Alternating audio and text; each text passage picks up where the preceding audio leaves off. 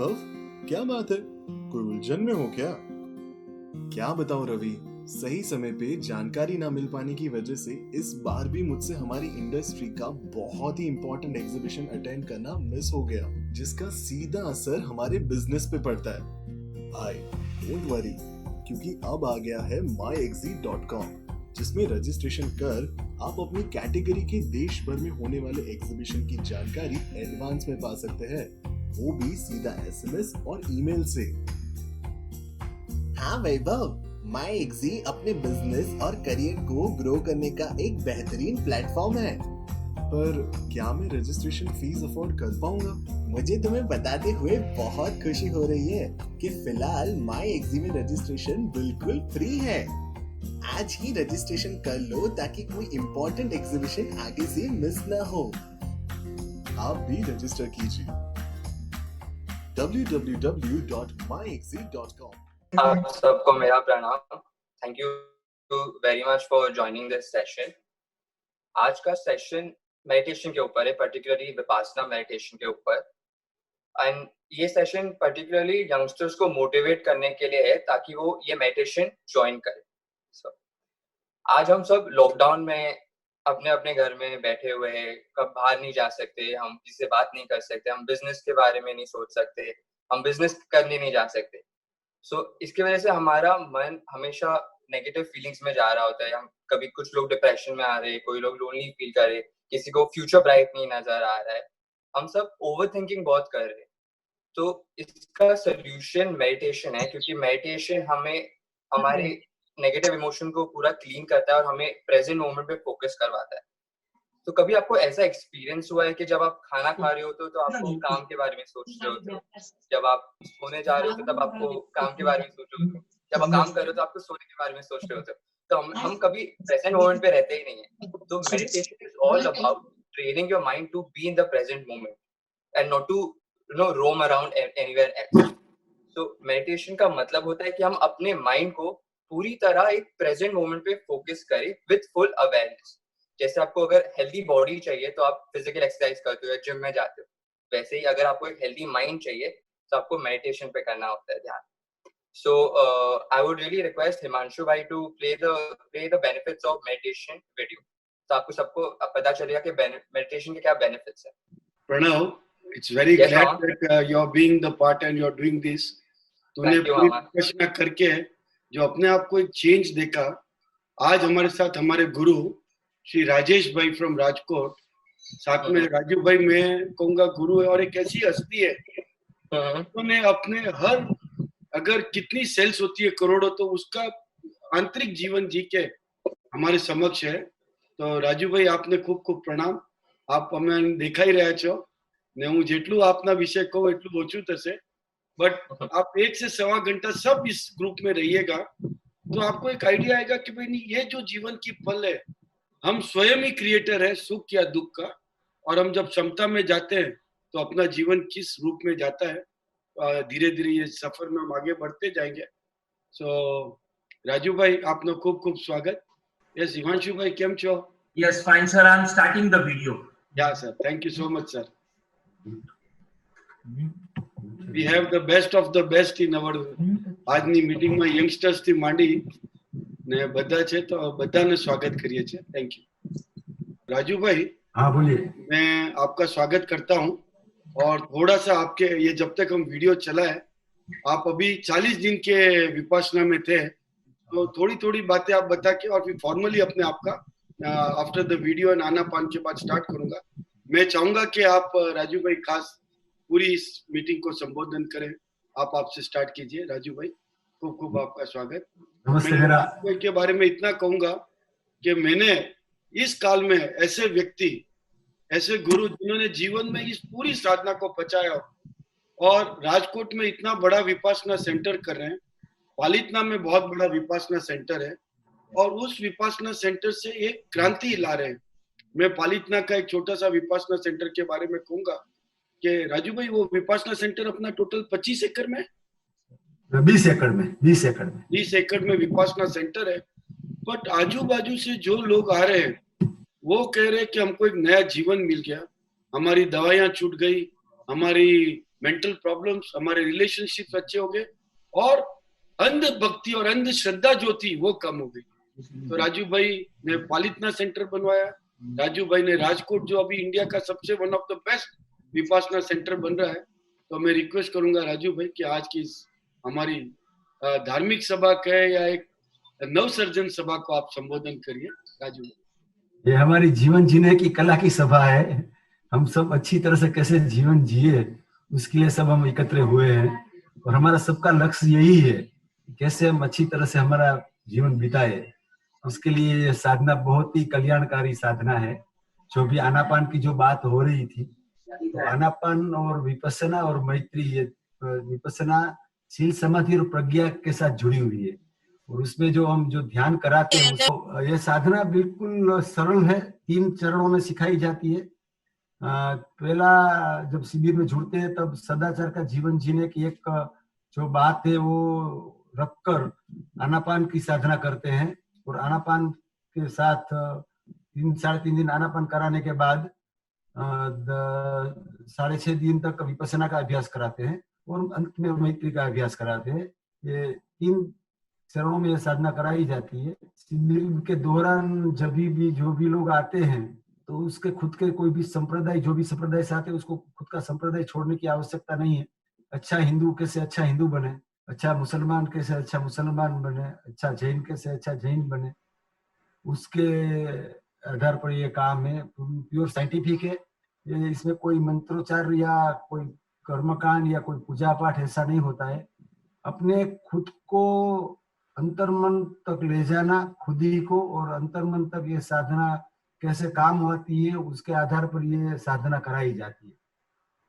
तो यानी पूरे दिन वर्तमान में रहने की साधना है और वर्तमान में हमारे साथ श्वास, जो हमारा श्वास है वो हमारा वर्तमान का आलम्बन है। तो उसके लिए ये पूरा 3.5 दिन का काम है।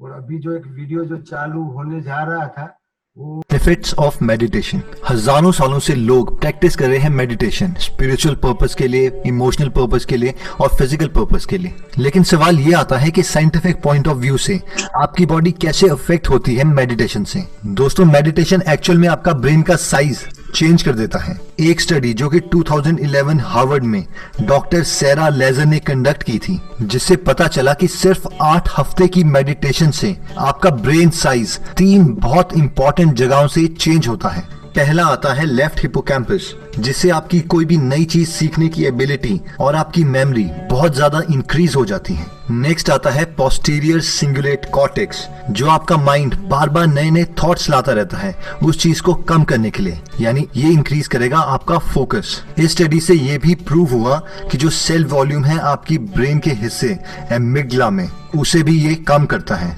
और ब्रेन का ये पार्ट रिस्पॉन्सिबल है डर, स्ट्रेस और एंजाइटी के लिए। मेडिटेशन का दूसरा बेनिफिट आता है कि ये आपको आपकी बुरी आदतों को कंट्रोल करने में मदद करता है। एक स्टडी जो 2015 में की गई थी उससे हमें पता चला कि मेडिटेशन ब्रेन का एक पार्ट है जिसे हम कहते हैं डोर्सोलेटरल प्रीफ्रंटल कॉर्टेक्स, उसे ग्रो करता है और ये पार्ट डायरेक्टली रिलेटेड है हमारे विल पावर से।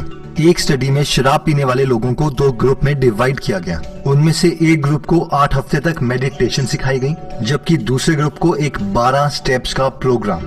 जब 1 साल के बाद दोबारा से देखा गया कि इन दोनों ग्रुप में से कौन से ग्रुप वालों ने दोबारा से शराब पीना स्टार्ट कर दिया है, तो पता चला कि ग्रुप बी में से 20% लोगों ने दोबारा से शराब पीना स्टार्ट कर दिया है, जबकि मेडिटेशन वाले ग्रुप में सिर्फ 8% लोगों ने दोबारा शराब पी। नेक्स्ट बेनिफिट जो हेल्थ का है वो ये है कि ये हमारी हेल्थ के लिए बहुत ज्यादा अच्छा है। एक स्टडी में पता चला कि मेडिटेशन हमारे ब्लड का CRP लेवल कम कर देता है, सी रिएक्टिव प्रोटीन, जो कि डायरेक्टली बेनिफिशियल है हमारे हार्ट के लिए, और हार्ट डिजीज की प्रॉब्लम इन लोगों को बहुत कम होती है। इसी स्टडी से ये भी पता चला कि मेडिटेशन से पेशेंट्स का ब्लड प्रेशर कम किया जा सकता है। और एक बहुत ही इंपॉर्टेंट स्टडी जो कि 2010 में की गई थी, Nobel prize winner by Elizabeth Blackburn, जिन्होंने प्रूव किया कि मेडिटेशन आपकी बॉडी को जेनेटिक लेवल में भी चेंज करता है। इन्होंने प्रूव किया कि हमारे क्रोमोसोम्स में एक प्रोटेक्टिव प्रोटीन कॉम्प्लेक्सेस होते हैं जिसका नाम है टेलोमियर्स। हम में से जिन लोगों को ये नहीं पता कि टेलोमियर्स क्या होते हैं, तो छोटे टेलोमियर्स की लेंथ बताती है कि हम जल्दी बूढ़े हो जाएंगे, और मेडिटेशन टेलोमियर्स की लेंथ इंक्रीज करने में हेल्प करता है। और फाइनली जो सबसे इंपॉर्टेंट मेडिटेशन का बेनिफिट है वो है कि मेडिटेशन आपको खुशी प्रोवाइड करता है। एक बहुत ही फेमस स्टडी जो कि 2004 में की गई थी रिचर्ड डेविडसन के द्वारा, जिन्होंने साधुओं के, पुजारियों के, मॉन्क्स के सर पे इलेक्ट्रोड्स रखे और उनके ब्रेन स्कैन्स लिए, और ये सारे पुजारी जो कि सालों से मेडिटेशन कर रहे थे, इन लोगों के ब्रेन स्कैन से पता चला कि इनके ब्रेन से 30 टाइम्स ज्यादा गामा वेव्स निकलती हैं, और गामा वेव्स डायरेक्टली रिलेटेड है खुद को कंट्रोल करने के लिए, इंटेलिजेंस के लिए और खुशी के लिए। और जो लोग डेली मेडिटेट करते हैं वो पॉजिटिव इमोशन से घिरे रहते हैं और खुश रहते हैं। तो दोस्तों, अब नेक्स्ट क्वेश्चन ये आता है कि मेडिटेशन से होगा क्या। मेडिटेशन का जो सबसे पॉजिटिव इम्पैक्ट है वो ये है कि आप अपने माइंड को कंट्रोल कर सकते हैं। जैसे आप रेडियो को ट्यून कर सकते हैं, उसे ऑन कर सकते हैं, ऑफ कर सकते हैं, वैसे ही आप अपने माइंड में चल रहे थॉट्स को ऑन कर सकते हैं, ऑफ कर सकते हैं, और जो आप चाहें एग्जैक्टली वही सोच सकते हैं। यानी आप अपने माइंड को कंट्रोल कर रहे हैं डिस्पाइट कि आपका माइंड आपको कंट्रोल कर रहा है। और अगर आप ध्यान से सोचें तो ये किसी पावर से कम नहीं है। आप अपनी स्ट्रेस को, एंग्जाइटी को, फोकस को, कंसंट्रेशन को, सब पर कंट्रोल पा सकते हैं। अगर आप कभी भी अपने माइंड की वॉइसेस को सुने तो आपका माइंड हमेशा किसी ना किसी को जज कर रहा होता है, आपको किसी के साथ कंपेयर कर रहा होता है, कंप्लेन कर रहा होता है, किसी को पसंद कर रहा होता है या फिर किसी से नफरत कर रहा होता है, और ये थॉट्स हमेशा आपके दिमाग में चलते रहते हैं और आपका उन थॉट्स पर कोई कंट्रोल नहीं रहता।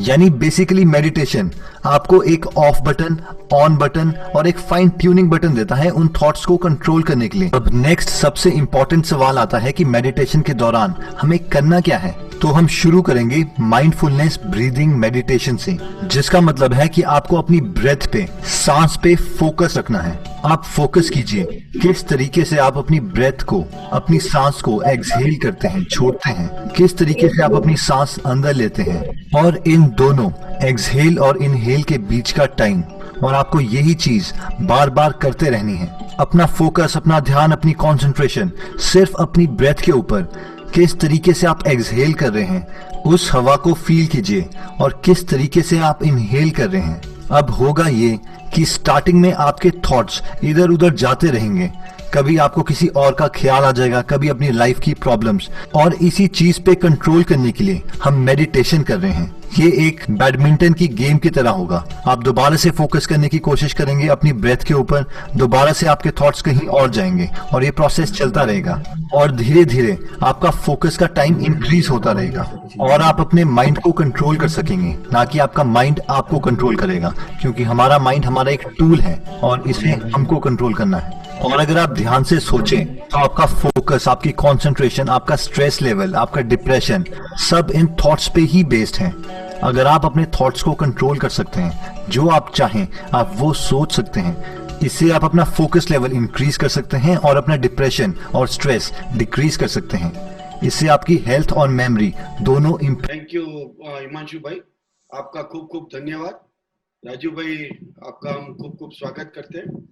बेसिकली मैं जो विपश्यना के बारे में समझा हूं कि विपश्यना जीवन की आंतरिक और आध्यात्मिक सच्चाइयों से मुलाकात करने का साधना मूलक मार्ग है।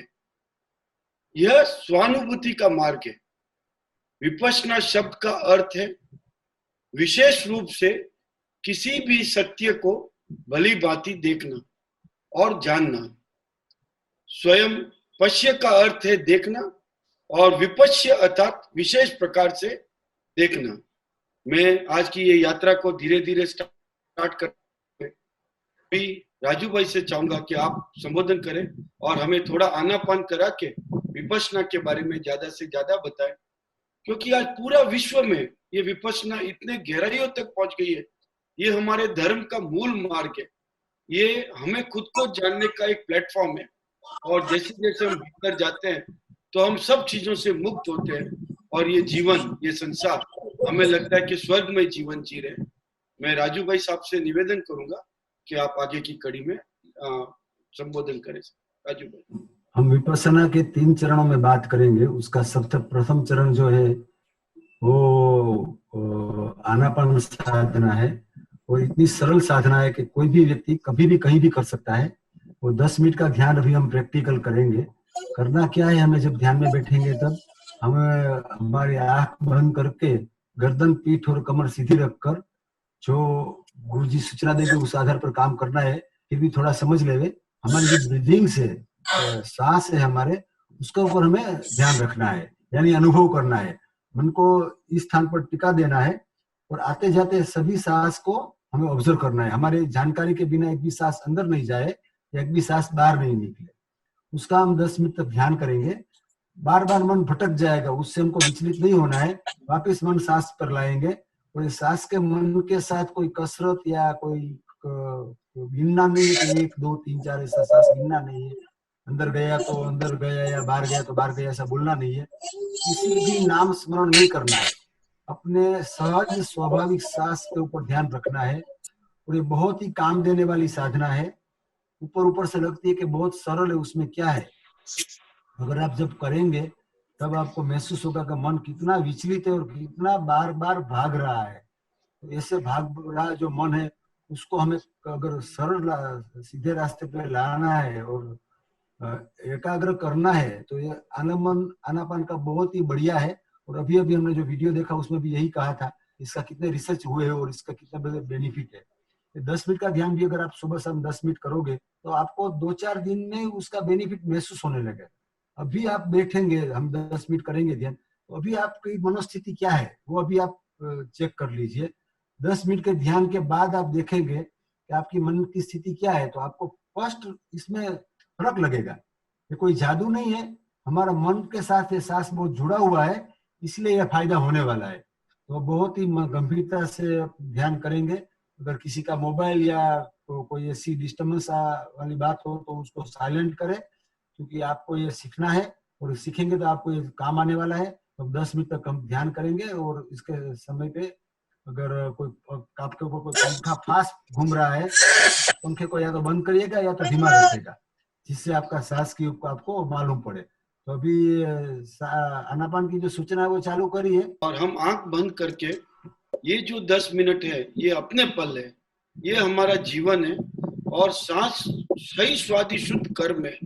तो सही श्वास का हम ये जो आज कर्म करने जा रहे हैं, ये अपना कोई लक्ष्य है कि हम इतने सब जन साथ में साधना कर रहे हैं और कोरोना रूपी इस बीमारी में हमारी कॉन्शियसनेस से हम अपने आप को बल देने की ये प्रयास कर रहे हैं।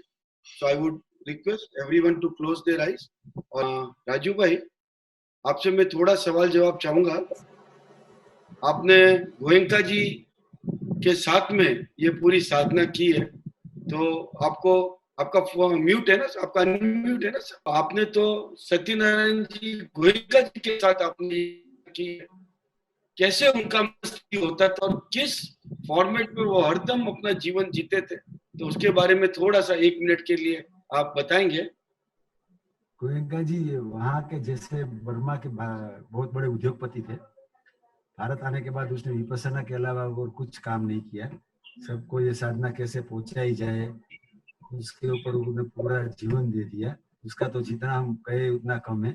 बहुत ही सरल भाषा में विपස්සना हमको सिखाई गई और गोयंका जी की इतनी मेहनत के बाद परिणाम स्वरूप आज भारत और विश्व में 100 से अधिक देशों में, 100 से अधिक देशों में विपස්සना की साधना हो रही है। और हर जगह 10 दिन का कोर्स, 20 दिन का, 30 दिन का, 45 दिन का लगता रहता है। पूरे इंडिया में कितने सेंटर्स है विपස්සना? 100 है, 100 सेंटर्स हो। और हर सेंटर्स में कैसे उसका प्रोसीजर होता है, कैसे किसी को अप्लाई करना हो तो उसका क्या प्रोसीजर होता है? हर एक सेंटर में लगातार शिविर चलती रहती है। 10 दिन का कोर्स रहता है और उसको ऑनलाइन भी आप भर सकते हो और सेंटर के नंबर लेकर उसको फोन से भी बुक करा सकते हैं। और लगातार शिविर चालू ही रहती है। जैसे शिविर खत्म हुई 3 दिन के गैप के बाद दूसरी शिविर लग जाती है। हमारे साथ प्रणव भी है। प्रणव, तूने या प्लीज हिमांशु भाई। या राजू अंकल, एक क्वेश्चन है आपसे। ये कोर्स 10 डेज का है, सबसे बड़ा, बहुत बड़ा कोर्स होता है। यानी पूरे 10 डेज में हमें मौन रहना पड़ता है, हम कुछ बात नहीं कर सकते, फोन डिपॉजिट करना होता है, कोई बुक रीड नहीं कर सकते। तो इस साइलेंस का इम्पोर्टेंस क्या है, मौन रहने का इम्पोर्टेंस क्यों है? बहुत बड़ा इम्पोर्टेंस है, बहुत बड़ा इसका कारण है। हम जन्म से बहिर्मुखी रहे, जब से जन्मे तब से कभी हम हमारे साथ रहे ही नहीं है। ये हमारे साथ रहने की अच्छी सी वहाँ व्यवस्था है, हम खुद के साथ रह सके। और बहुत मौन पालना आसान है, इसलिए कि वहाँ इतनी अच्छी व्यवस्था है कि हम मौन पाल सकते हैं। और जब हम खुद के साथ रहते हैं तब मालूम पड़ता है कि कितनी हमारे लिए कितनी जरूरी है मौन रखना, खुद के लिए साथ रहना कितना जरूरी है। कभी हमने वो अनुभव किया ही नहीं है, इसलिए नए नए साधक डरते भी है कि कैसे मौन रह सकेंगे, कैसे होगा। डरने की भी आवश्यकता है नहीं है, बहुत ही सरल है और बहुत ही आसानी से ये 10 दिन निकल जाते हैं। और मौन रख रहना बहुत ही कल्याणकारी है साधना के लिए। 10 मिनट आनापान की साधना का अभ्यास करें। आनापान की साधना का अभ्यास करें। पालथी मारकर बैठ जाएं। आराम से सुखपूर्वक जिस आसन में आराम से बैठ सकते हैं उसी आसन में बैठें।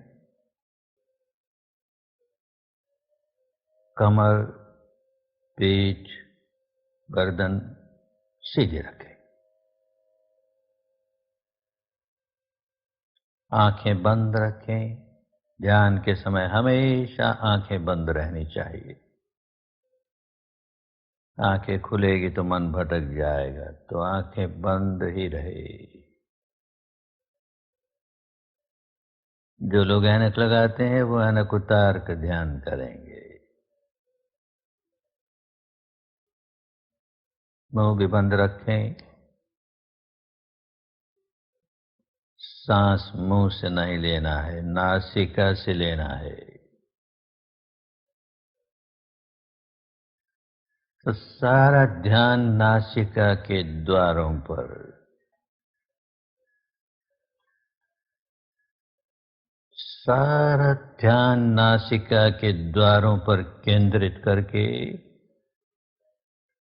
जानते रहें। सांस भीतर आ रहा है तो आ रहा है, बाहर जा रहा है तो जा रहा है, यही जानना है। बस इसे जानते रहें, निरंतरता से जानते रहें, बड़े ध्यान से जानते रहें। सांस बाईं नासिका में से गुजर रहा है या दाहिनी नासिका में से गुजर रहा है, या दोनों नासिकाओं में से गुजर रहा है, बड़े ध्यान से, बड़े ध्यान से जाने।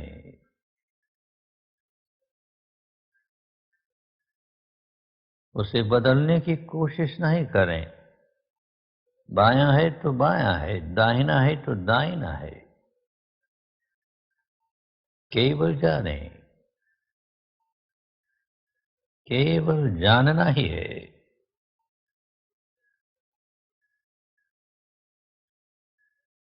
सांस लंबा है तो लंबा है, छोटा है तो छोटा है, उसे भी बदलने की कोशिश नहीं करें।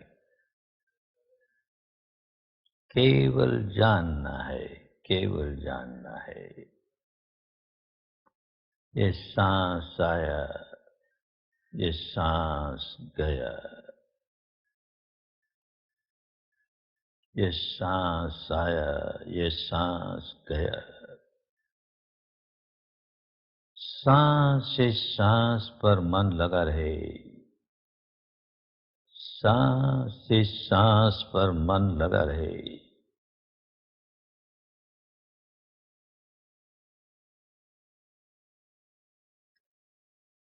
मन भटके तो उसे फिर सांस पर ले आए। भटकने ही न दें, पर भटके तो फिर सांस पर ले आए।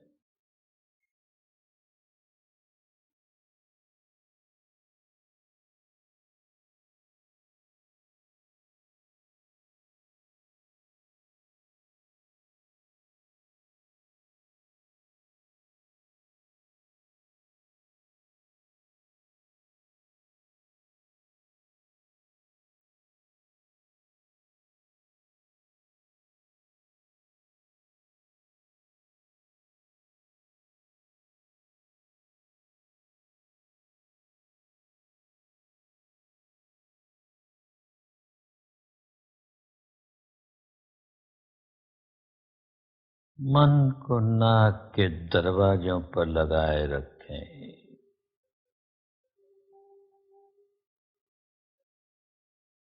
दृढ़ता पूर्वक लगाए रखें।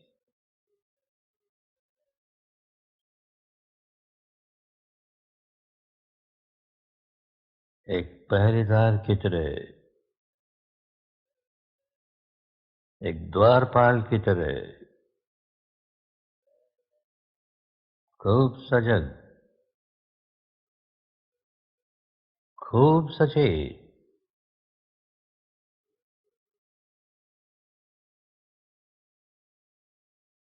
एक भी सांस बिना जानकारी के भीतर आने न पाए।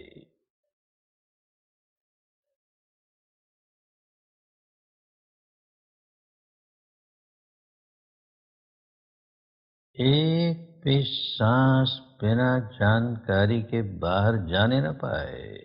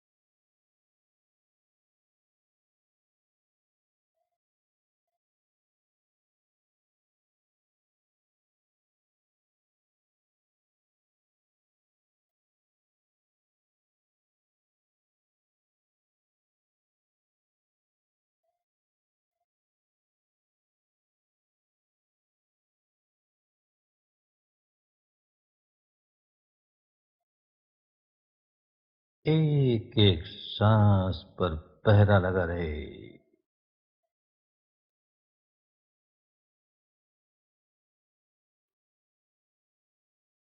एक एक सांस की पहरेदारी होती रहे। खूब सजग, खूब सचेत, खूब सावधान, सावधान, सावधान। अपने ही सांस के प्रति सावधान, सांस के आवागमन के प्रति सावधान।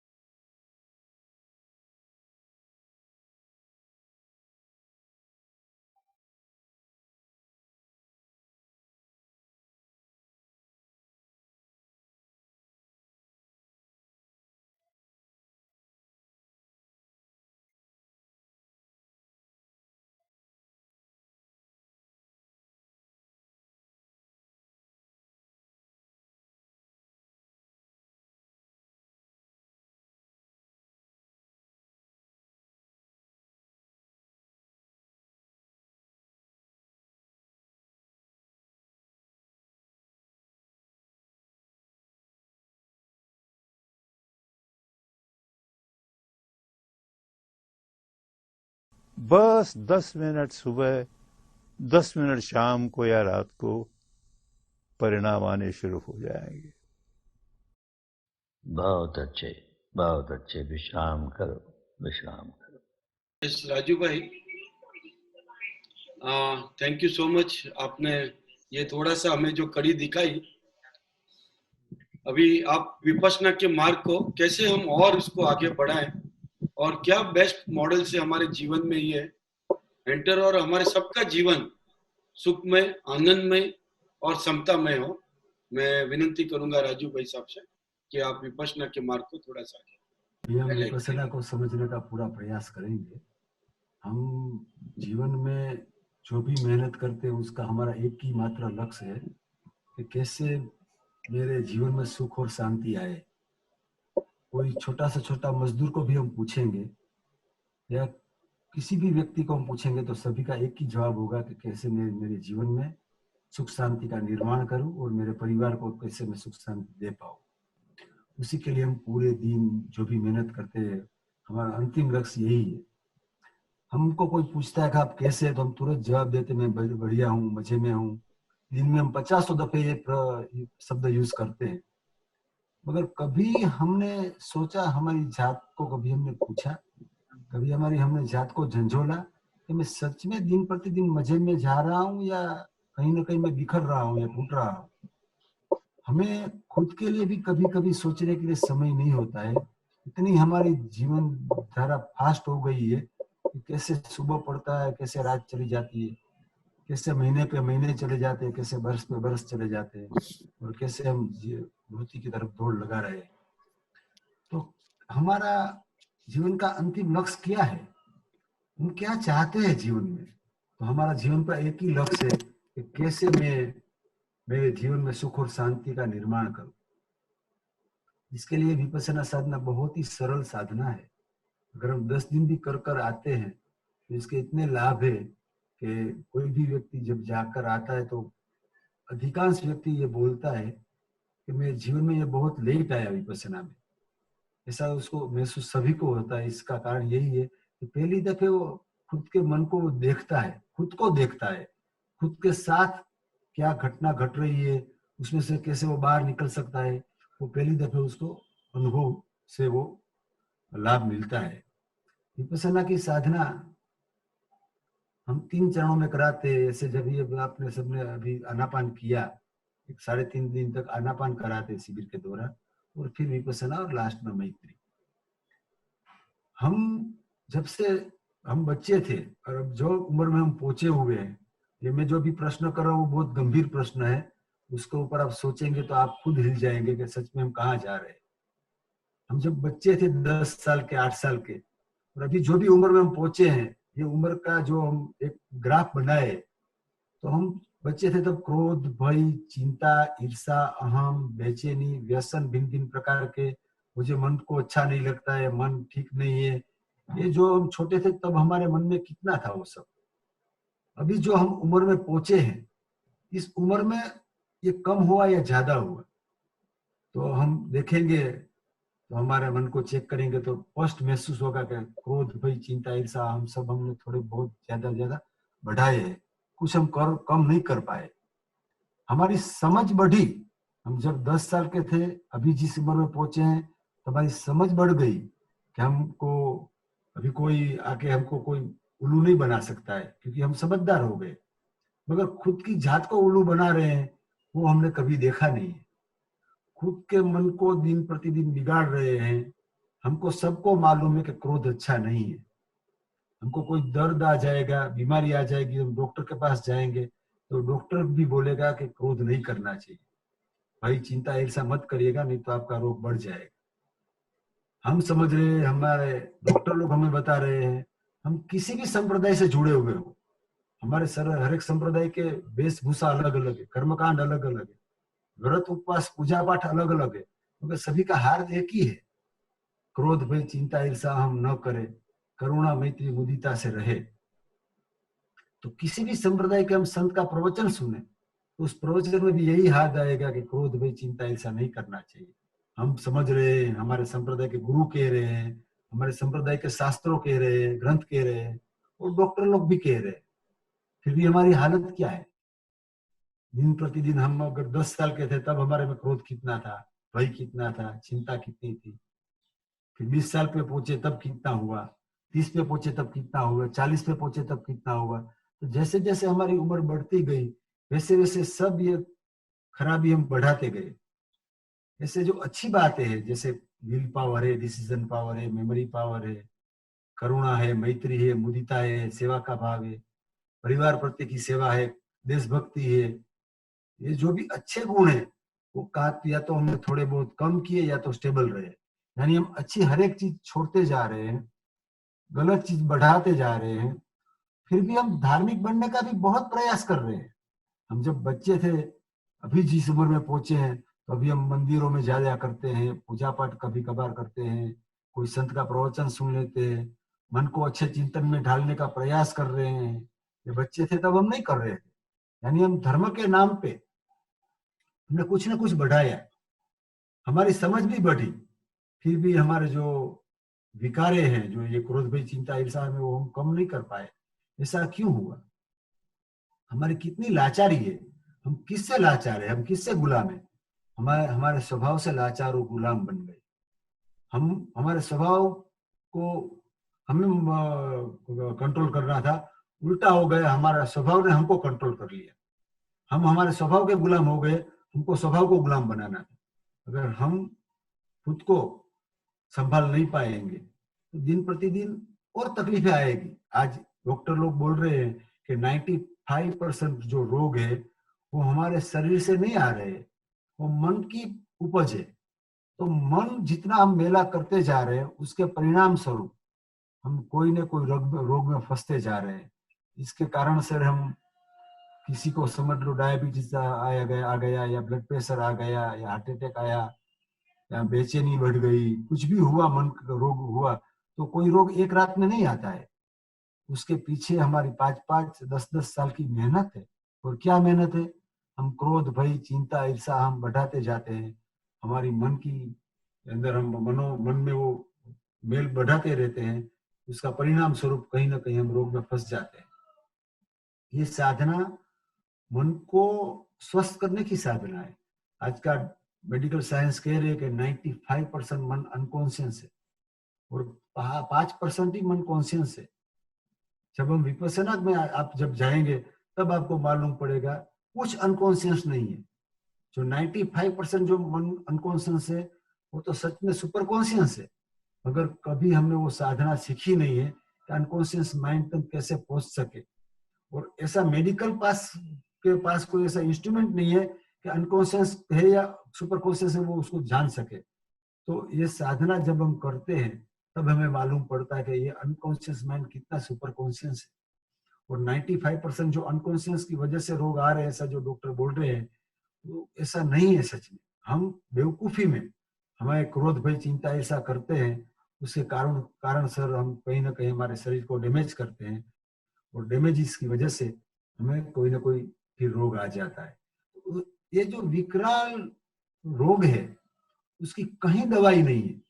हम मेडिकल स्टोर पे जावे और कहे कि हमको 10,000 रुपया आप लीजिए और 10 दिन की ऐसी गोली दे दीजिए, इसमें से कोई भी विकार मेरे मन में जागे नहीं, क्रोध भय चिंता ऐसा कुछ भी जागे नहीं। तो ऐसी कोई मेडिकल पास दवा नहीं। वैसे कोई अच्छी चीज के लिए भी दवा नहीं कि चलो हमको ऐसी गोलियां दे दो हमारे में करुणा रहे ज्यादा, मैत्री ज्यादा रहे, मुदिता ज्यादा रहे, समता ज्यादा रहे। तो ऐसी भी कोई दवाई नहीं है। वो हम मेरे खुद को करना पड़ेगा। खुद ने बिगाड़ा है स्वभाव को, तो खुद को सुधारना पड़ेगा। हम 10 साल के थे तब हमारा ऐसा स्वभाव नहीं था। आज ऐसा स्वभाव क्यों हो गया? हमने धीरे धीरे बिगाड़ा है। आज एक कहावत है पड़ गई है, जो हमारा स्वभाव है, हम गुजराती में उसको कहते हैं कि जो प्राण है उस पर प्राण और प्रकृति साथ में जाएगा। यानी हमारा जो स्वभाव है वो मृत्यु के साथ ही जाएगा। हम स्वभाव को बदल नहीं सकते। ऐसी एक कहावत हो गई। तो कहावत बिल्कुल गलत है। हम हमारे स्वभाव को बिगाड़ते जा रहे हैं, तो हम सुधारने का प्रयास करें तो सुधार भी सकते हैं। उसके लिए कोई अच्छी सी टेक्निक चाहिए, साइंटिफिक टेक्निक चाहिए, जिसका ऊपर हमारा भरोसा बढ़े, जिसे हमें करने में कोई झिझक ना रहे, कहीं अंधश्रद्धा ना हो, कहीं मान्यता की बात ना हो, सिर्फ जानने की बात हो ऐसी ये साधना है, क्योंकि ये 10 दिन की शिविर में 10 दिन में पूरे दिन में हर रोज का लगभग 8-9 घंटा अनुभव की साधना है, और सिर्फ 1-1.5 घंटा ही प्रवचन रहता है गुरु जी का, वो भी समझने के लिए कि पूरे दिन आपने साधना क्यों की, दूसरे दिन जो साधना करने वाले वो क्यों करने वाले हैं, इसका क्या रीजन है, क्यों करनी चाहिए, वो समझाने के लिए गुरु जी का प्रवचन शाम को रहता है। तो पहला 3.5 दिन आनापान कराते हैं। आनापान क्यों कराते हैं? आनापान कराने के 2-3 बड़े कारण हैं। एक तो आनापान कराने का सरल कारण यह है कि सांप्रदायिक विहीन आलम्बन है। किसी भी संप्रदाय की व्यक्ति को खुद के सांस के ऊपर अनुभव करने में कोई झिझक नहीं रहेगी। अपना खुद का सांस आ रहा है जा रहा है वो देखने में कोई ना नहीं बोलेगा। दूसरा, इसके आधार पर मन एकाग्र होता है। तो तीसरा सबसे बड़ा कारण है, आनापान के कारण से हमें अंतर मन तक पहुंच सकते हैं। क्रोध भय चिंता के जो अमूर्त रूप में जो जागते हैं, इसके ऊपर हम पहुंच सकते हैं। क्रोध जब जागता है तब हम उसको पकड़ नहीं सकते हैं, क्योंकि उसकी कोई रंग नहीं है, कोई रूप नहीं है, कोई आकृति नहीं है, वो अमूर्त रूप में जागता है। पर जब जागता है तब हमारा सांस इनबैलेंस हो जाता है, तुरंत सांस की गति बदल जाती है। ऐसा नहीं होता है कि क्रोध अभी आया और सांस 1 घंटे के बाद तेज होगा या 1 घंटे पहले तो तेज हो जाएगा। जैसे ही मन में क्रोध जागा, तुरंत अपनी श्वास की जो स्वाभाविक गति है वो छूट गई। ऐसे कोई भी विकार जागे, क्रोध जागे, भय जागे, चिंता जागे, ईर्ष्या जागे, कुछ भी जागेगा, हमारा सांस तुरंत इनबैलेंस हो जाएगा। तो हमको पकड़ना है क्रोध को, मगर क्रोध अमूर्त है, उसको हम पकड़ नहीं सकते हैं, उसको हम नहीं निकाल सकते, क्योंकि उसको हम देख ही नहीं सकते, तो हम कैसे निकालेंगे?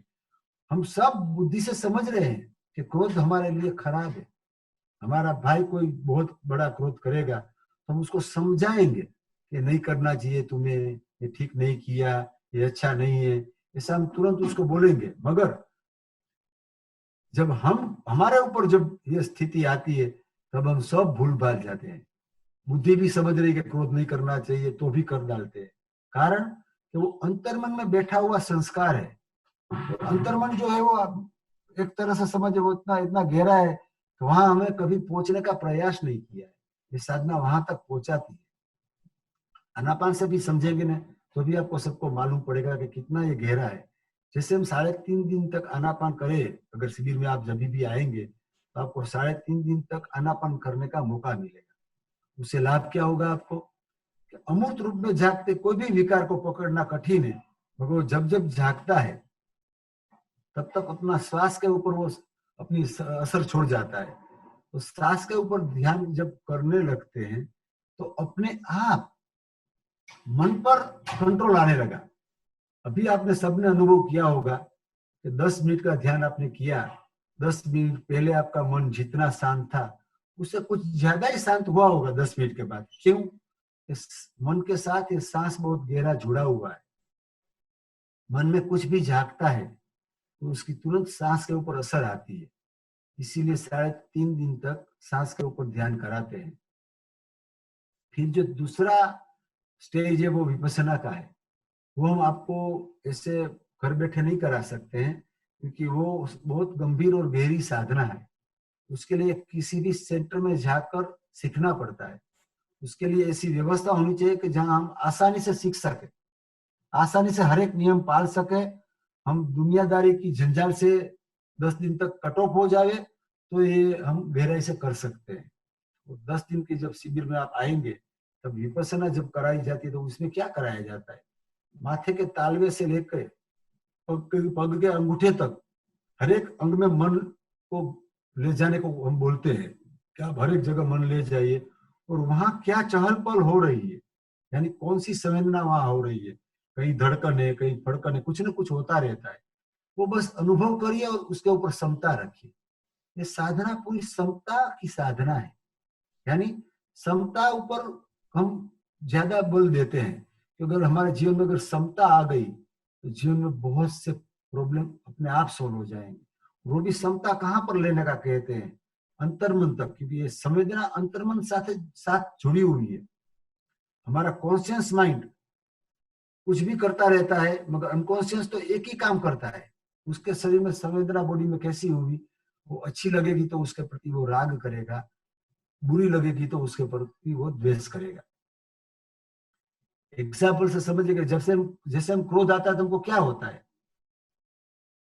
क्रोध आते ही जैसे सांस इनबैलेंस हो जाता है, ऐसे शरीर में भी कुछ चहल पहल हो जाती है। क्या इसका साइंटिफिक रीजन क्या है? जैसे ही क्रोध आया तो एक बैड केमिकल हमारे शरीर में डेवलप हुआ, वो केमिकल हमारी रक्त वाहिनियों में फैलने लगा और पूरे शरीर में गर्मी, ध्रुजन, कंपन होने लगी। और तुरंत हुई, जैसे ही क्रोध हुआ तुरंत पूरे शरीर में ध्रुजन, कंपन होने लगी, यानी शरीर के एक अंग में वो गर्मी आ गई। ऐसा नहीं हुआ कि क्रोध सिर्फ मगज में किया और इतने एरिया में ही हुआ, पूरे शरीर में होने लगा। उसका मतलब क्या हुआ कि हमारा मन शरीर के अणु अणु से के साथ जुड़ा हुआ है। जैसे नाखून बाहर निकल गया, उसको काटते तो हमको कुछ वेदना नहीं होती है, अगर हम जिंदा नाखून काट दे तो कितनी वेदना, पूरा शरीर असर कर रहा है, मन महसूस कर रहा है, पूरा मन महसूस कर रहा है। तो पूरे मन को अगर हमको देखना है तो पूरे शरीर की यात्रा करनी पड़ेगी। उसके लिए पूरे शरीर की यात्रा विपश्यना में कराते हैं, एक एक अंग में मन को ले जाना सिखाते हैं, उसमें क्या हो रहा है उसको सिर्फ दृष्टा भाव से, तटस्थ भाव से देखो, समता भाव से देखो, उसके प्रति कुछ प्रतिक्रिया मत करो। तो ये दो ही काम विपश्यना में कराते हैं। वो विपश्यना में पूरे शरीर को क्यों दिखलाते हैं? क्योंकि हमको हर एक विकारों से मुक्त होना है, हमको खुद को सुख और शांति चाहिए, वो अंदर भरी पड़ी है, बाहर से कहीं से नहीं मिलने वाली है, और ये संवेदना के साथ जुड़ी हुई है, इसलिए ये कराते हैं। और ये अनकॉन्शियस माइंड कितना कॉन्शियस है, ये संवेदना के ऊपर से एक दो दृष्टांत दूं आपको, इसलिए आपको ज्यादा क्लियर हो जाएगा इस संवेदना के प्रति ये काम करना हमारे लिए कितना जरूरी है। हम दुनिया भर का कुछ भी काम करें, इस सबको साइड में रखकर हमारी संवेदना का अभ्यास हमको सबसे पहले करना चाहिए, उतना ये जरूरी आलम्बन है। हमारी संवेदना 24 घंटा चलती रहती है और 24 घंटा हमारा अंतर्मन उसके साथ जुड़ा हुआ है। जैसे हम रात को सो जाते हैं, सुबह कोई हमको उठकर पूछे कि रात को आपको कितनी दफे मच्छर काटा, हमारे पास जवाब नहीं होता है। सच्चाई ये है कि जब रात को मच्छर काटते हैं तुरंत हमारा हाथ उधर जाता है और उसको खुजलाता है, यहाँ काटा तो इसको ऐसा करेगा, या करेगा, कुछ भी करता रहेगा, तुरंत करेगा। ऐसा नहीं है कि वो मच्छर काटेगा उसके 1 घंटे के बाद वो करेगा। मच्छर को वो उड़ाता है, पूरी नींद में है, दिन में वो भले अहिंसा का पाठ सीखता हो सकता है रात को वो मच्छर को मार भी दे। तो ये कौन कर रहा है? अनकॉन्शियस माइंड कर रहा है। और किसके आधार पर कर रहा है? जैसे मच्छर काटा, एक प्रकार की संवेदना अप्रिय लगी हमें, वो संवेदना जैसे ही अप्रिय लगी हमारा हाथ तुरंत उधर गया और उसने उसको खुजला दिया। वैसे हम करवटें बदलते हैं पूरी रात, ठंडी लगी तो हम कंबल ओढ़ लेते हैं, गर्मी लगी तो कंबल निकाल देते हैं। वो क्यों कर रहे हैं? शरीर में कुछ भी अच्छा नहीं लगा, यानी संवेदना के आधार पर अच्छा नहीं लगा, तुरंत हमने उसको हटाया। जैसे गर्मी लगी तो गर्मी की एक संवेदना लगी, ठंडी लगी तो ठंडी की संवेदना लगी, करवटें बदली तो जिस शरीर हमारा जिस मुद्रा में सोया हुआ था वो मुद्रा में उसको कहीं भारे भारे लगने लगा तो उसने हटाया और उसने तुरंत बदलने का प्रयास किया। तो ये प्रक्रिया हम 24 घंटा करते हैं। अभी हम करीबन आधे घंटे से बैठे हुए हैं। आपको मैं पूछूं कि आधे घंटे में आपने अपने शरीर को कितनी दफे हिलाया डुलाया, तो हमको मालूम नहीं है, मगर हम बार बार हिलते रहते हैं। हमको अच्छा नहीं लगता है तो हम तुरंत पोर्शन को चेंज कर लेते हैं। ये कौन करा रहा है? ये अनकॉन्शियस माइंड करा रहा है। और अनकॉन्शियस माइंड के कारण से हम दुखी होते हैं, वो कॉन्शियस माइंड को मालूम भी नहीं है। बुद्धि समझ रही है कि क्रोध नहीं करना चाहिए, मगर कर क्यों रहा है? क्योंकि अनकॉन्शियस में इसके बहुत बीज भरे पड़े हुए हैं। और जैसे हमारे सामने कोई अनुकूल परिस्थिति नहीं निर्माण हुई, हम तुरंत विद्रोह करते हैं। और वो विद्रोह करते हैं वो संवेदना के आधार पर, वो ऊपर के मन को मालूम ही नहीं है। 6.5 दिन तक शरीर के एक एक अंग में जब मन ले जाने का सिखाते हैं, तब धीरे धीरे हमारे में वो ताकत आ जाती है। एक एक अंग में हमारा मन अनुभव करने लगता है। और कोई साधक को पूरे शरीर इतना हल्का हो जाता है। बहुत से साधक हमारे पास आकर कहते हैं कि 10 दिन में तो ऐसा लगता है कि मेरे कितना मैं हल्का हो गया। तो हल्का कोई वजन नहीं कम हुआ, मन से वो हल्का हो जाता है, उसका प्रमाण से वो कहता है कि मैं बहुत हल्का हो गया। तो विपස්සना करने का सबसे बड़ा कारण ये है कि अनकॉन्शियस माइंड को सुधारना है। जैसे मैं अभी आपको कोई अन्य भाषा में प्रवचन देना शुरू कर दूं, जो भाषा आपने सीखी ही नहीं है, तो आप में कुछ पल्ले नहीं पड़ेगा आपको। वैसा ही अंतर्मन का है। अंतर्मन एक ही भाषा समझा हुआ कि इसके शरीर में संवेदना कैसी होगी, अच्छी लगेगी तो राग करेगा, बुरी लगेगी तो द्वेष करेगा।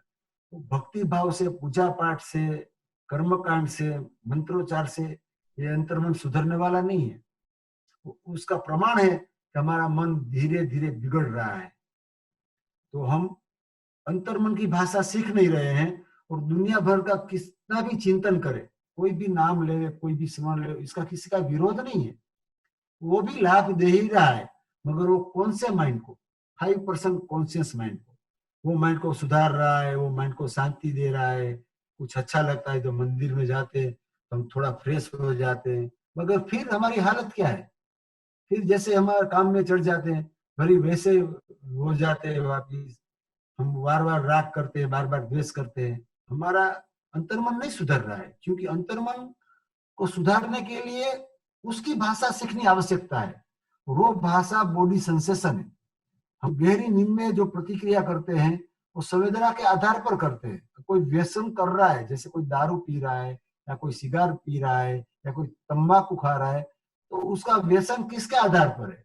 वो दारू की बोतल से नहीं है, मगर जैसे ही वो दारू पीता है तो बॉडी में एक प्रकार का केमिकल डेवलप होता है, वो केमिकल के प्रति वो आसक्त है, यानी केमिकल के आधार पर एक संवेदना जागती है, वो संवेदना के प्रति वो आसक्त हो जाता है।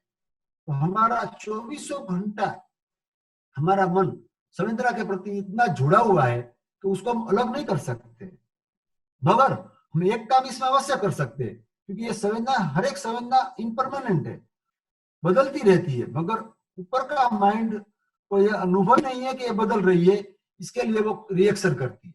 तो ये शिविर के दौरान वो महसूस होता है गहराई से।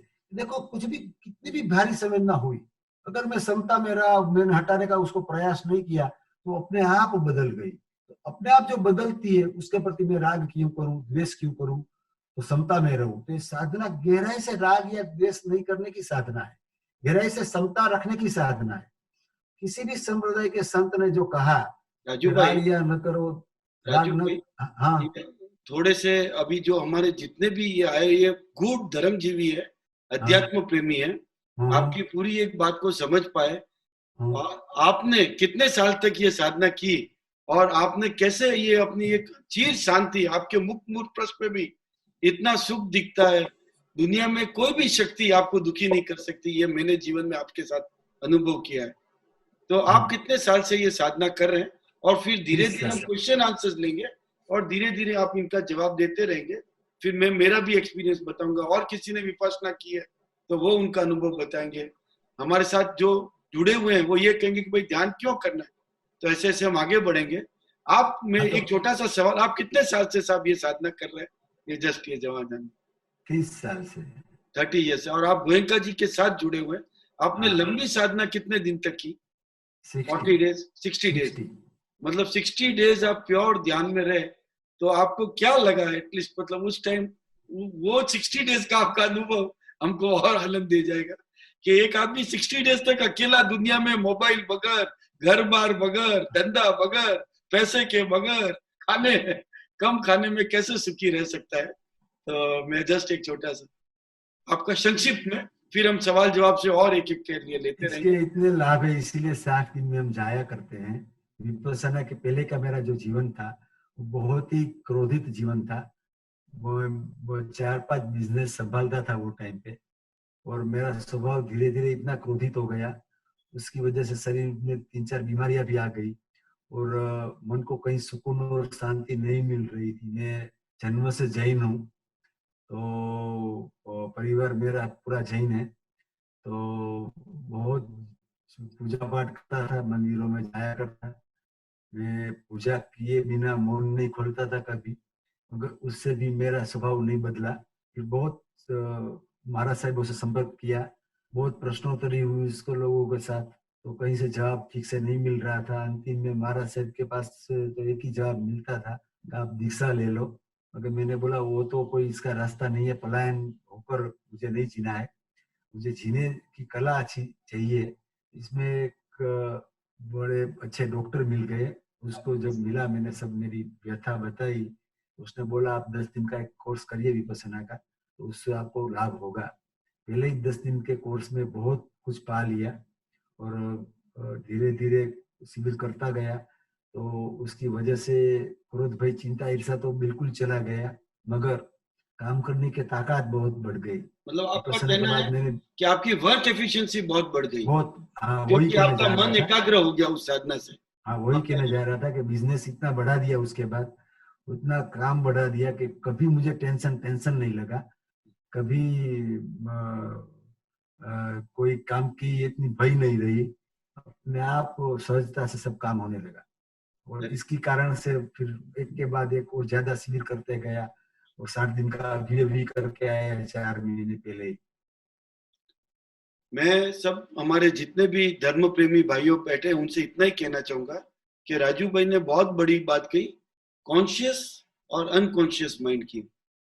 अब अगर आप एक धरातल, आपका स्थूल शरीर से आप सूक्ष्म शरीर की ओर जाते हैं और आपको आपके मोमेंट्स और आपकी जो एंजाइटी दिखने लगती है और एंजाइटी को आप इशारा करते हैं कि ये एंजाइटी मेरी नहीं है, ये मेरा संवेदना, क्षमता वाली संवेदना है, तो आपको शांति महसूस होती है।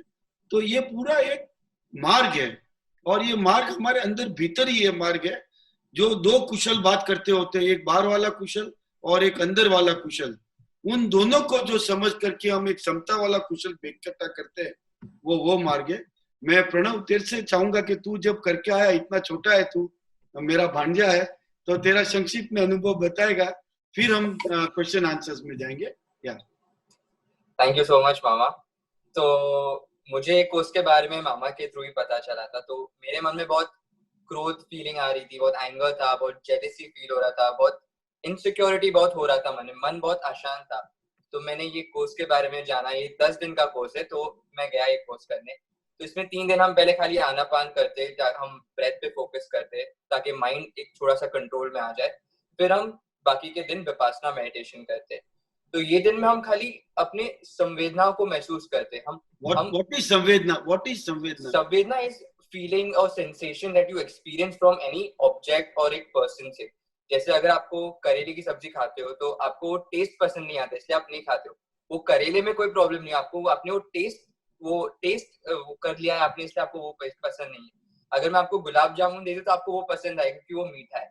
तो इससे हम बचपन से अपने लाइक्स और डिसलाइक्स हमने पैदा कर लिए। इसकी वजह से हम बहुत फ्रस्ट्रेशन में जीते, क्योंकि अगर कुछ अच्छा होता है हमारे साथ तो हमें वो पसंद आ जाता है, और कुछ गंदा होता है तो हमें अच्छा नहीं लगता है। तो बचपन से हम लाइक्स और डिसलाइक्स, वो फीलिंग्स को हमने पकड़ के रख दिया है। और हम विपासना का मतलब ये होता है कि जो जैसी चीज है उससे वैसे ही देखे। तो खाना हमारे लिए बॉडी के लिए होता है, हम टेस्ट के ऊपर चले गए, तो इसकी वजह से बहुत अशांत रहता है हमारा मन। तो ये मेडिटेशन के बाद हम फोकस बहुत इंक्रीज कर लेते हैं अपना, हम अपने काम पे ज्यादा फोकस कर सकते हैं और ज्यादा आइडियाज डेवलप कर सकते हैं। ये बिजनेस पे ज्यादा फोकस हो जाता है, तो हम लाइक से डिसलाइक से फीलिंग्स पे नहीं जाते, हम जो जैसे चीज है वो वैसे ही देखते हैं।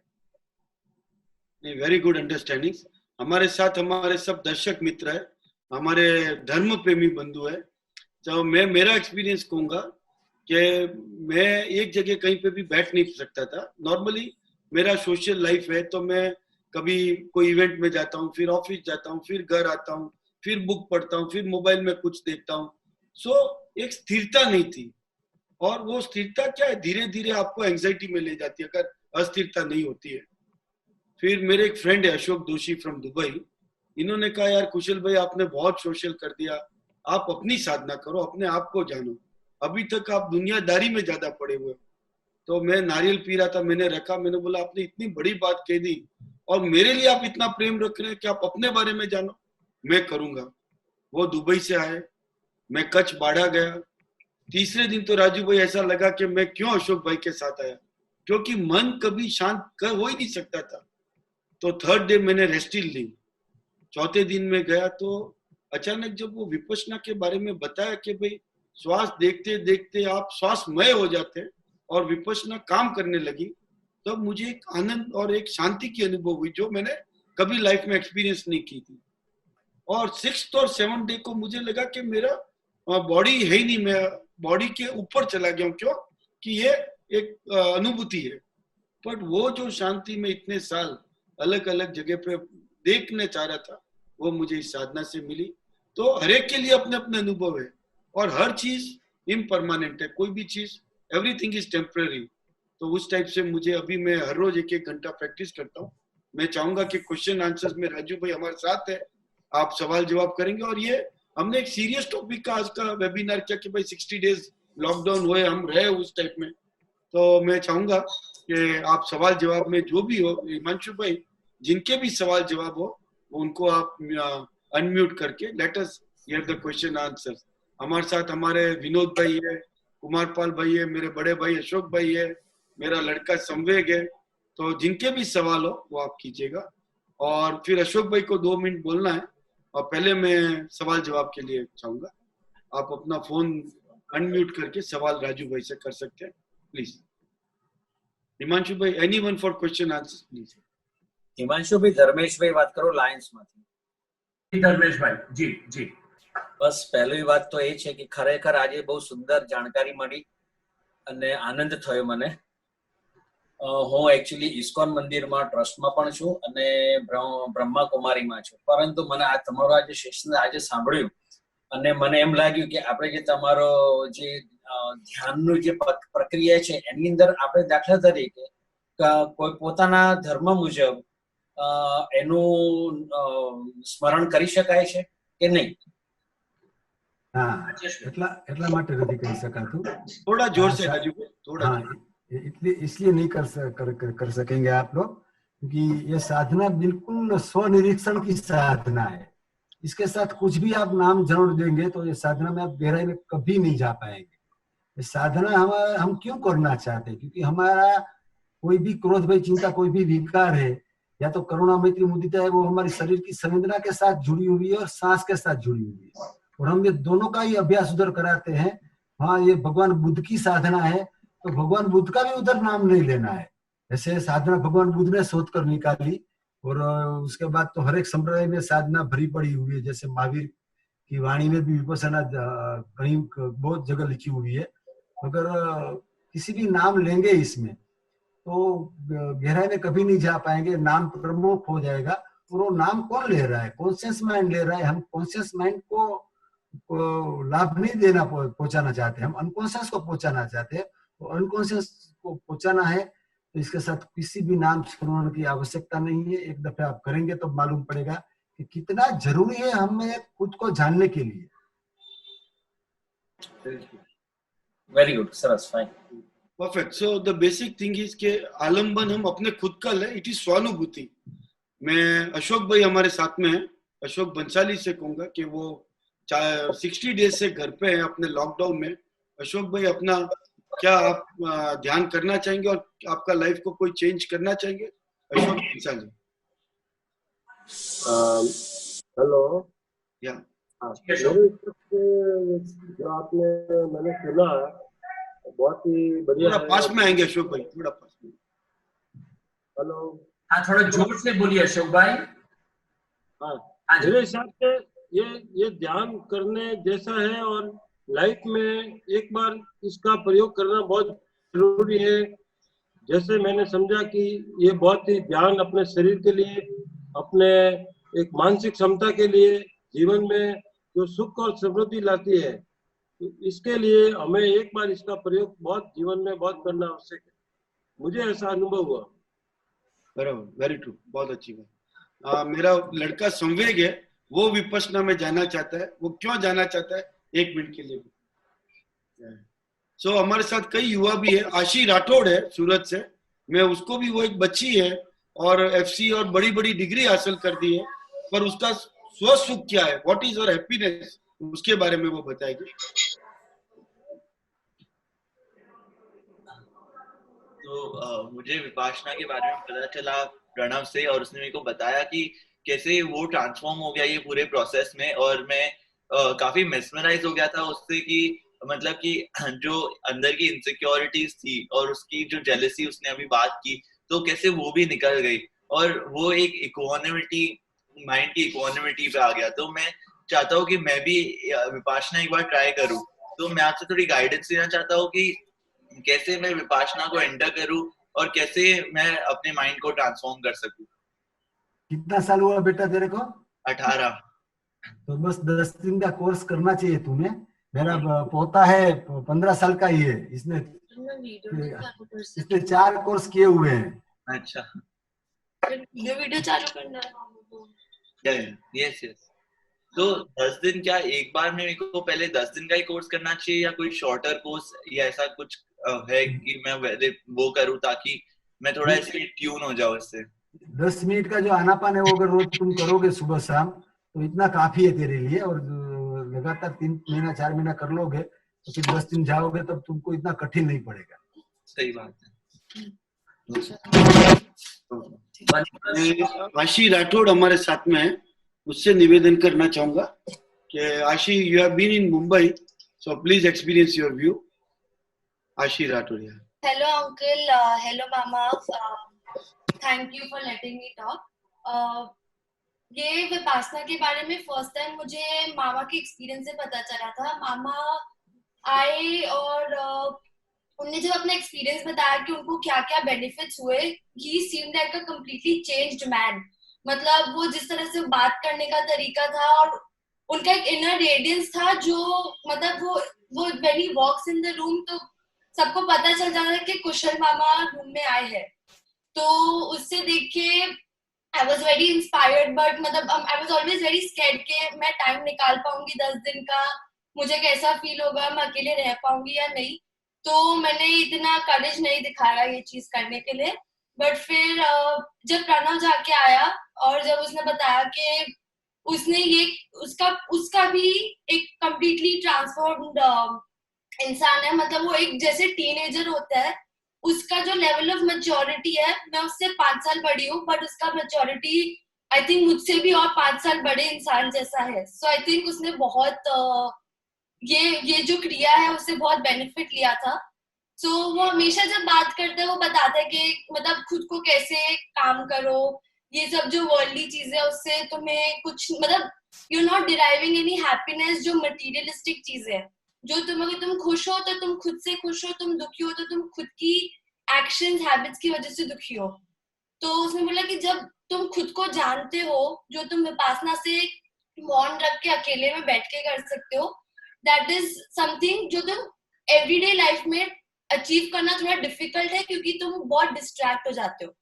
और मैंने खुद के साथ देखा है कि इतने टाइम से हम घर पे है तो ऐसे आइडल बैठना कभी हुआ नहीं है, शांत बैठना, कुछ नहीं काम करना, मतलब हमेशा ऐसे लगता है कि कुछ करना है कुछ करना है। और जब नहीं करते तो सब नेगेटिव फीलिंग्स डेवलप होती है कि वो इंसान मुझसे ज्यादा कर रहा है, कंपेटिटिवनेस आ जाती है, थोड़ा हमको ऐसे लगता है एंजाइटी हो रहा है, डाउन फील करते हैं। बहुत ऑफन हम ऐसे बोलते हैं कि आज मूड अच्छा नहीं है, आज ये खाना बना दो, आज मूड अच्छा नहीं है।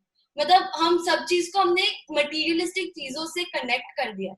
तो आई थिंक मेरा मोटिव है विपासना करने का इज वेरी मच मुझे इन सब चीजों से डिटैच और मुझे एक पीस और एक लेवल जो मुझे नहीं लगता कि मुझे इन सब चीजों से मिलेगी अगर मैं खुद को 10 साल बाद देखूंगी। So that is one of the reasons I am so inspired के मेरे मतलब खुद की फैमिली में 2 एग्जांपल्स है, तो मुझे भी एक चीज खुद में डिराइव करनी है कि मैं भी और 10 जनों को मतलब इंस्पायर कर पाऊं क्योंकि ये क्रिया ही अलग है।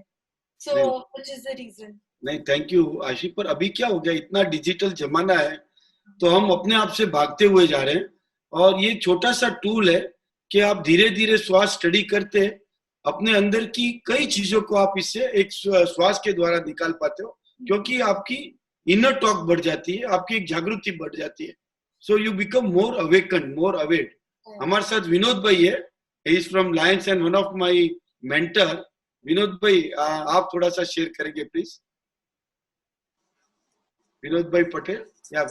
यस, पहले तो ये एक है कि आत्मा से आत्मा की बात है, हम खुद को स्ट्रॉन्ग करने वाली चीज है, ये कहीं पैसे से भी नहीं मिलेगी और यहाँ से जो मिला है उसकी कोई कीमत नहीं है। तो ये जो विपश्य साधना की आज बात की है उसको गहन स्वरूप से सोचना चाहिए आज हमारे पास टाइम के अलावा कुछ नहीं है, टाइम के अंदर कुशल भाई ने ये प्रोग्राम का आयोजन किया है, इसके अंदर अवश्य जाना चाहिए। हमारा विल पावर स्ट्रांग होगा तो हमें कोई भी मुश्किल हटा नहीं सकती है। आज तक हमने देखा है कि जितने भी हमारे लीडर बने हैं सिर्फ विल पावर की वजह से बने थे। गांधी जी से लगाकर नरेंद्र मोदी के पास पैसे नहीं थे, मगर विल पावर था। विल पावर बढ़ाने के लिए इससे बढ़िया कोई माध्यम नहीं हो सकता। बहुत अच्छा विनोद भाई। मैं जितने भी हमारे साथ है, अगर किसी का सवाल जवाब, कुशल भाई, केतन भाई है, केतन भाई कार्ड पैलेस से, वो एक क्वेश्चन करना चाहते हैं तो मैं ऊपर केतन भाई कार्ड पैलेस। नमस्कार कुशल भाई। यस सर, नमस्कार। अच्छा, मैंने बहुत सारे मतलब मेडिटेशन का कोर्सेज किया हुआ है, उसमें मेरे को सबसे ज्यादा अभी तक का जो अच्छा लगा है वो एक रविशंकर महाराज का था। लेकिन उससे भी अगर आगे जाना है तो मैं ये जानना चाहता हूँ, मैं हर रोज आधा घंटा मेडिटेशन करता हूँ, लेकिन उसमें आप जो फीलिंग जो आनी चाहिए, आप जो बोल रहे हो वो फीलिंग अभी नहीं आ रही है। मेरा माइंड स्थिर हो जाता है, फिर आगे चला जाता है, स्थिर हो जाता है। तो उसके लिए बेस्ट वे कौन सा है? मैं राजू भाई से देखिए, हर एक साधना का अलग अलग लाभ है। हमारा विपස්සना का लक्ष्य एक ही एक सिर्फ माइंड को स्थिर करने का कारण नहीं है, उसमें सिर्फ लक्ष्य नहीं है, माइंड को निर्मल करने का लक्ष्य है। और इसीलिए उसका बहुत गहरा इम्पैक्ट मन के ऊपर पड़ता है। हम मन को अगर स्वस्थ करना चाहते हैं तो पड़ेगा, और विपස්සना वहां तक ले जाती है, क्योंकि अनकॉन्शियस से जुड़ा हुआ कौन सा दो टूल है? अनकॉन्शियस से श्वास जुड़ा हुआ है, बॉडी की सेंसेशन जुड़ी हुई है, और दोनों को अगर ऑब्जर्व करेंगे तो अपने आप अनकॉन्शियस तक पहुंच जाएंगे। इसीलिए विपස්සना का कंपैरिजन हम किसी साधना से तो नहीं कर सकते, मगर विपස්සना की अगर एक सरल बात कहे तो ये है कि इसमें किसी भी प्रकार का नामकरण नहीं है, कोई कल्पना नहीं है, अनुभव के ऊपर आधार के साधना है। तो हम बस सब प्रबुद्ध वर्ग है, तो हमको तुरंत विश्वास बैठता है कि हमें कहीं इसमें अंशदा रखने की जरूरत नहीं है। विपස්සना में उल्टा कहा जाता है, हम कहते हैं वो मत मानो। अगर आपको अनुभव होता है और अनुभव के आधार पर आप जो अनुभव रहे उसी को स्वीकार करो, तो दूसरी साधना से बिल्कुल भिन्न है। उसका एक ही रीजन है कि इसके ऊपर इसमें सिर्फ सांस का आलम्बन लिया जाता है और बॉडी की सेंसेशन का लिया जाता है, जो किसी भी भारतीय अन्य साधनाओं में नहीं लिया जाता है। वेरी गुड, सही बात है राजू भाई। Okay sir. कुशल भाई आप नहीं, और किसी के सवाल जवाब हो तो, नहीं तो और कोई भी चीज हो तो हम और दूसरे देते रहेंगे। और धीरे धीरे आप सबका जीवन अभी जो अल्टीमेटली हम एक भय या एक बेसिक मेंटल उस थॉट प्रोसेस में कि कहीं हमें बीमारी नहीं हो जाए, उस मेंटल थॉट प्रोसेस को भी समझना कि हमारे में ये थॉट आ रहा है और उसको भी समता में लाना, वो अगर आपकी जागृति बने, वो जीवन हम जिए। सुख आ रहा है तो भी सुख नहीं है और दुख आ रहा है तो भी दुख नहीं है। तो हम जो वो इक्वलिटी स्टेज में लाना चाहते हैं, उसको धीरे धीरे आगे बढ़ाना चाहते हैं, ये हमारे सब मानव जीवन का लक्ष्य है। और ये जीवन और बहुत ज्यादा हैप्पीनेस वाला लगे और बुद्ध भगवान जैसी हमें वो क्षमता प्राप्त हो, महावीर भगवान जैसा निर्वाण हो। ये पूरी विधि से ये धर्म गुरु भगवान सब आज एक 15-15 दिन उपवास कर पाते हैं। तो मेरे को हमारे स्थानकवासी गुरु ने बोला कि भाई ये विपश्यना का बल है, क्योंकि भूख की सेंसेशन भी हमने जीत ली है, तो और हमारी तपस्या आगे बढ़ रही है। तो ये एक बेसिक है, एक नींव है, जीवन की एक सबसे बड़ी लिंक कड़ी है। तो आज की ये टॉपिक मैं और आगे बढ़ाना चाहूंगा। अगर किसी को कोई भी हो तो मुझे कांटेक्ट करे। सर हमारे बीच में लायंस क्लब ऑफ कनादी के प्रेसिडेंट प्रकाश भाई पटेल भी है, तो मैं चाहूंगा कि प्रकाश भाई भी अपना कुछ एक्सपीरियंस शेयर करें। प्रकाश जी प्लीज। प्रकाश जी बोलिए सर। या सर, सर बहुत ही एक्सीलेंट ये चीज रहा आज का सेशन पूरा। और मेरे हिसाब से सर मैंने फर्स्ट टाइम ये ऐसा सेशन अटेंड किया है पूरा, अदरवाइज नींद ही आ जाती है मुझे। और ये विपश्यना सच में लाइफ में एक बार सर ने जैसे बोला 7 दिन का उनका जर्नी था, तो मेरा भी 60 डेज का जर्नी था, ऐसे ही खाए पिए बगैर। राइट है, very true, very true, perfect. Thank you. करेंगे सर ऐसा, कभी भी मौका मिला तो वैसे ये पूरा कोर्स करना चाहिए। उसके लिए मैं एक निवेदन करूंगा आप सभी लोगों को। हम लोग साल में एक दफे घूमने जाते हैं ना, सब लोग जाते रहते हैं, जाने के बाद आने के बाद बोलते हैं हास घर पे आ गए। हम घूमने जाते हैं तो शरीर को घुमाने ले जाते हैं, मन को कभी घुमाने नहीं ले गए हैं। जरूरी मन को घुमाने की है, और मन को घुमाने के लिए मन के पास जाना पड़ेगा, उसमें कहीं मेडिटेशन की जाने की जरूरत नहीं है। में जैसी भरी पड़ी हुई है, बहुत अंदर शांति भरी पड़ी है, वहां तक हम गए नहीं है। जैसे हम साल में एक दफे बाहर घूमने जाते हैं, एक दफे ऐसा ट्राई करिए कि एक दफे 10 दिन के लिए अंदर घूमने जाइए, तो अब मालूम पड़ेगा कि मन कहाँ है, मन की ताकत कितनी बड़ी है। और जब 10 दिन जब करके आएंगे तब आपको मालूम पड़ेगा कि सच में हर साल मन को घुमाने की आवश्यकता है, मन को फ्रेश रखने की आवश्यकता है, मन का उपवास करने की आवश्यकता है। और ये विपश्यना और कुछ नहीं है, मन का उपवास है, मन को शांत करने की एक सरल साधना है। हम बार बार घूमने जाते तो एक दफे अंदर का घूमने का भी प्रयास आप सब करिए, ऐसी मेरी आप सबको विनती है। और अच्छा लगा हो तो निर्णय करिएगा कि अगले 3 महीने में या 4 महीने में या 6 महीने में मैं एक 10 दिन का कोर्स कर लूंगा, क्योंकि अच्छे विचारों की आयु भी बहुत कम होती है। हमको अभी लगता है कि ये करना चाहिए, मगर 2 महीने के बाद सब भूल भाल जाते हैं। तो अच्छा लगा तो निर्णय लीजिएगा, तो आपको बहुत काम आएगा।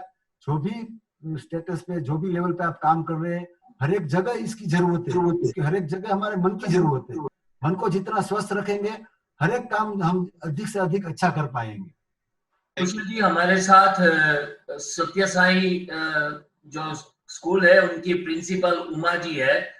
मैं उमा जी से भी विनती करूंगा कि वो भी बहुत साधना में आगे है और वो भी कब से हमारे साथ जुड़ी है, तो वो भी राजू भाई से बात जरूर से करें। Welcome Uma ji, welcome. Sai Ram, are you able to hear me? Yes. मैं तो बस इतना बोलना चाहूंगी, अभी भाई साहब ने बोला कि बहुत तरह के मेडिटेशन किए हैं, हम लोग भी बहुत सारे स्पिरिचुअल प्रैक्टिसेस करते हैं, लेकिन मेरी भी एक फ्रेंड थी, मैं नाम भूल गई हूँ, जिन्होंने विपासना के बारे में मुझे बोला, बट जैसे राजू भाई ने बोला वो बहुत शॉर्ट लिव था और उसके बारे में मैं पूरा भूल गई थी। और आज शायद वो रिफ्रेश हो गया और मेरे मन में एक इच्छा जागी है कि कभी हमारी जो भाग दौड़ की दुनिया है उससे टाइम निकाल कर हम 10 दिन का कोर्स करें, तो क्या हमारी जो प्रोफेशनल प्रोडक्टिविटी है शायद वो अच्छा हो जाए और इससे मेरे बच्चों को भी कुछ फायदा हो। हिमांशु भाई ने जैसे बोला बहुत सारे बच्चे हैं मेरे सत्य साई अहमदाबाद और पिपड़िया में, तो मुझे लगता है कि आई थिंक अभी जो सिचुएशन से हम सब गुजर रहे हैं, हम तो एडल्ट्स हैं, तो बच्चों को भी बहुत मेंटल स्ट्रेंथ की जरूरत होगी।